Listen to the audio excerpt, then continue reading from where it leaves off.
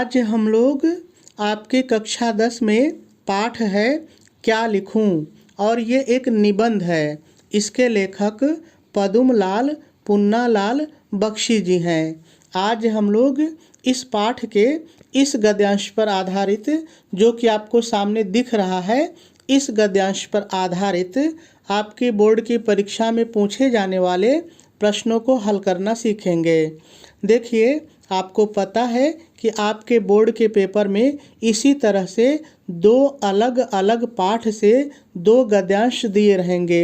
उनमें से कोई एक जो आपको सरल लगे, कोई एक आपको हल करना होता है। देखिए, इस तरह से गद्यांश दिया रहेगा और गद्यांश के नीचे इस तरह से 3 प्रश्न दिए रहेंगे। यहाँ पर आपको 4 प्रश्न दिख रहे हैं। मैंने आपको समझाने के लिए लिया हुआ है। हो सकता है कि आपके बोर्ड के पेपर में ये प्रश्न आए तो ये नहीं आएगा और ये आएगा तो ये नहीं आएगा, ठीक है। और एक प्रश्न 2 नंबर का होता है। इस तरह से गद्यांश पर जो आधारित प्रश्न होते हैं वो 6 नंबर के होते हैं और इनको हल करना बहुत ही सरल होता है। तो चलिए हम लोग क्रमशः एक एक प्रश्न पढ़ते हैं और इनको हल करना सीखते हैं। तो देखिए, पहला प्रश्न आपसे पूछ रहा है, उपर्युक्त गद्यांश का संदर्भ लिखिए। तो चलिए हम लोग इसका संदर्भ लिख लेते हैं। तो देखिए, सबसे पहले आप प्रश्नोत्तर नंबर डालेंगे। ध्यान रहे, प्रश्नोत्तर नंबर कभी भी आप इस किनारे या इधर किनारे मत डालिए। बिल्कुल कापी के बीच में आप प्रश्नोत्तर नंबर डालिए। 1 से 2 लाइन छोड़ दीजिए और 2 गद्यांश में से एक गद्यांश जो भी आप हल कर रहे हों उसका संकेत लिख दीजिए। यानी उस गद्यांश में जहाँ से उसकी शुरुआत हुई है उसको लिख दीजिए और गद्यांश जहाँ पर समाप्त हो रहा है उसको लिख दीजिए, ठीक है। इससे ये पता चल जाता है कि बच्चे ने 2 में से कौन सा गद्यांश हल किया है, ठीक है। संकेत लिखने के बाद फिर से आप 1 या 2 लाइन जो आपको उचित लगे छोड़ दीजिए और प्रश्न का जो उप नंबर है डाल दीजिए। देखिए, ये तो मुख्य नंबर है, ये उप नंबर है, तो इसको भी डाल दीजिए और हेडिंग डाल दीजिए संदर्भ। और संदर्भ डाल के आप लिखेंगे, प्रस्तुत गद्यांश हमारी पाठ्य पुस्तक हिंदी के गद्य खंड में संकलित क्या लिखूं निबंध।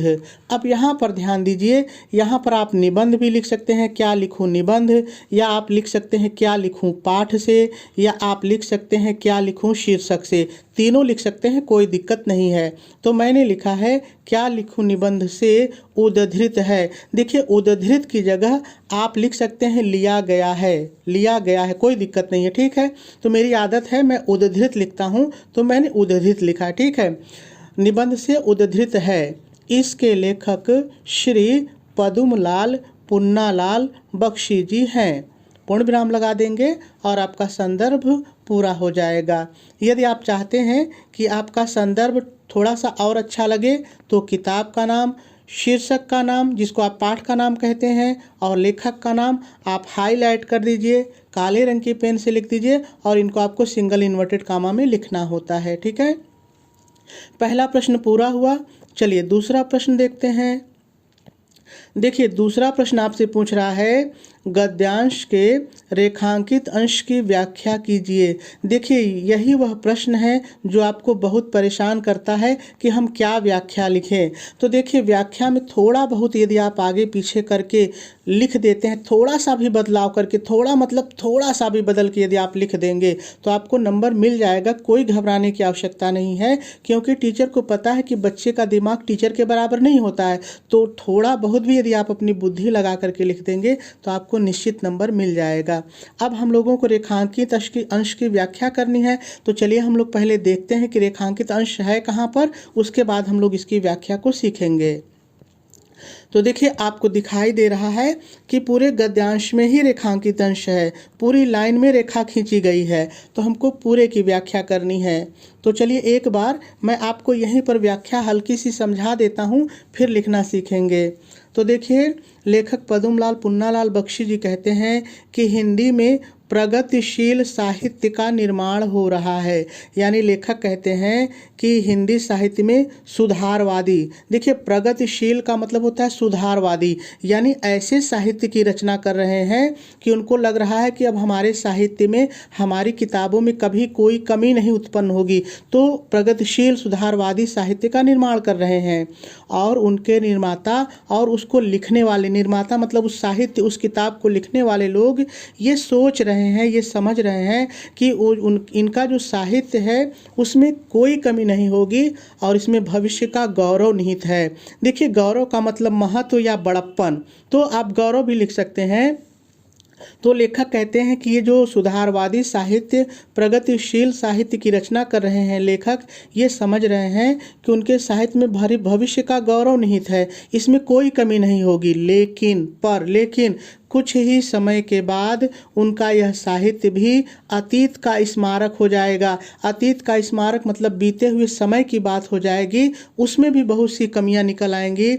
और जो आज तरुण हैं, यानी जो लोग आज जवान हैं और वो साहित्य की रचना कर रहे हैं कि उनके साहित्य में कोई कमी नहीं होगी, आने वाले समय में वही बूढ़े हो जाएंगे और अतीत के गौरव का स्वप्न देखेंगे। आज जिनको लगता है कि उनका वर्तमान बहुत अच्छा है, वो बहुत अच्छे साहित्य की रचना कर रहे हैं, जब वो बूढ़े हो जाएंगे तो फिर वो वर्तमान नहीं सोचेंगे, वो अतीत की बात सोचेंगे, बीते हुए समय की बात वो करने लगेंगे, बीते हुए समय के गौरव का स्वप्न देखेंगे। और उनके स्थान पर फिर एक नौजवान युवाओं का ग्रुप आ जाएगा, एक नौजवान साहित्यकारों का दल आ जाएगा और फिर वो भी ऐसे साहित्य की रचना करेगा कि उसको लगेगा कि हमारे साहित्य में कोई कमी नहीं होगी और वो जो है वो भी भविष्य का स्वप्न देखेगा। ठीक है, दोनों के ही स्वप्न सुखद होते हैं। लेखक कहते हैं कि वृद्ध और तरुण, वृद्ध और जवान दोनों के ही सुखद जो स्वप्न होते हैं वो आनंददायी देने वाले होते हैं।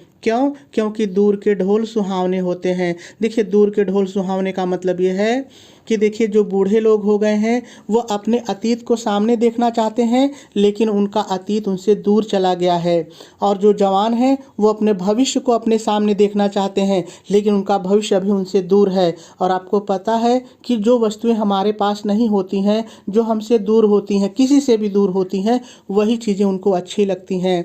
तो लेखक वही कह रहा है कि दोनों के ही स्वप्न सुखद होते हैं, क्योंकि दूर के ढोल सुहावने होते हैं, यानी वृद्धों से उनका अतीत दूर हो जाता है और युवाओं से उनका भविष्य दूर होता है। बस इन्हीं चीज़ों को आप सजा करके, संवार करके अपनी भाषा में लिख देना है, आपकी व्याख्या सही हो जाएगी। चलिए जो मैंने आपको बताया है वही मैंने लिखा है। कैसे लिखा है चलिए देखते हैं। तो देखिए पहला प्रश्न पूरा होने के बाद फिर आप ये 1 से 2 लाइन छोड़ेंगे और नंबरिंग कर लेंगे और हेडिंग डालेंगे रेखांकित अंश की व्याख्या और डैश डाल करके लिखेंगे प्रस्तुत रेखांकित अंश में लेखक पद्मलाल पुन्नालाल बख्शी जी साहित्य सुधार की प्रक्रिया पर प्रकाश डालते हुए कहते हैं कि, इतना मैंने अपनी तरफ से जोड़ा है, कहते हैं कि हिंदी में सुधारवादी, प्रगतिशील सुधारवादी साहित्य की रचना हो रही है। इसकी रचना करने वाले यह सोच रहे हैं कि अब उनके इन साहित्यों में कभी भी किसी प्रकार का दोष उत्पन्न नहीं होगा। उनके द्वारा रचे गए साहित्यों में भविष्य का